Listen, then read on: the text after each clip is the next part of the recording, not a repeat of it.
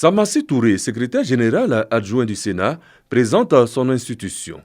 Il explique son fonctionnement et ses missions à des jeunes leaders, à des membres de la société civile et à des syndicalistes. Ils prennent part à Yamoussoukro à un programme de formation politique intitulé Génération à venir. Il est voulu par la Fondation Frédéric Ebert Côte d'Ivoire, qui est à l'origine d'ailleurs de cette visite. Pour nous, le but aujourd'hui, en tout cas en tant que chef de délégation de ces jeunes-là, c'était de venir à la bonne information concernant les missions et le rôle du Sénat. Une présence utile pour les participants. Je suis satisfait des échanges qui ont eu cours aujourd'hui parce que ma préoccupation, c'était véritablement de cerner le rôle de cette institution. En venant ici, j'avais plusieurs interrogations, donc à savoir les missions et les fonctionnements du Sénat. Je repars satisfaite parce que j'ai eu la bonne information. Une visite guidée du siège du Sénat a mis fin à la rencontre.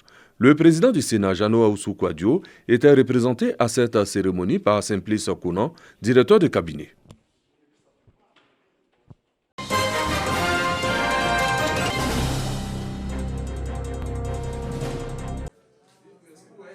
Benjamin Klakounan est désormais le médiateur délégué des régions du Nzi, du Moronou et de l'Ifou.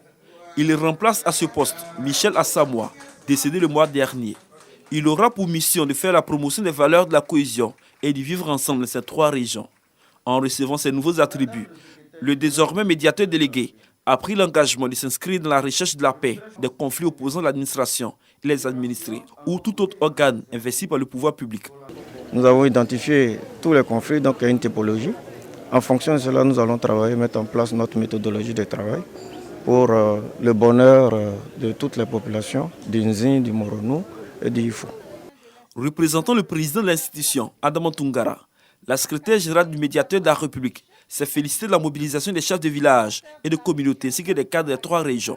Elle exhorte ces différents représentants de la société à soutenir le nouveau médiateur délégué dans sa mission. Les trois régions de ces localités, il y a eu quelques remous au moment des élections présidentielles. Et donc forcément, notre médiateur délégué aura principalement pour mission de faire en sorte que la paix soit plus réelle, que la cohésion sociale soit plus palpable. Le corps préfectoral et le président du conseil régional d'Inzi ont salué le climat de paix qui prévaut dans cette partie de la Côte d'Ivoire depuis quelques mois. Une situation qui doit être sauvegardée, selon eux, pour contribuer davantage au développement de ces trois régions.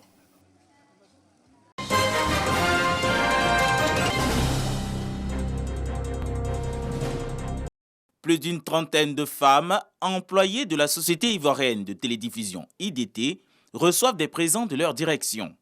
Elles sont ainsi honorées en cette célébration de la Fête des Mères 2021. Ces mères ont reçu les encouragements et les félicitations du conseil d'administration pour leur participation au succès du lancement de la télévision numérique terrestre et de l'extinction de l'analogie. À ce jour béni de Dieu dédié à la femme, le DG a voulu bien nous honorer.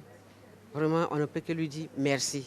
Mon message à l'endroit de la direction, c'est de permettre aux femmes d'occuper des postes de responsabilité et de décision. Je ne dis pas qu'elles ne l'occupent pas, elles l'occupent, mais c'est à un moindre taux. Actuellement, on est à 22% sur 141 agents.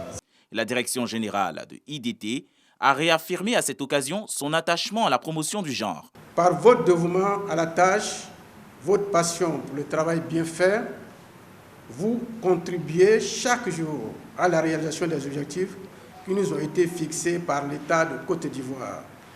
Je ne perds pas de vue mon engagement de porter le taux de représentation des femmes aux postes de responsabilité et de décision à au moins 30%.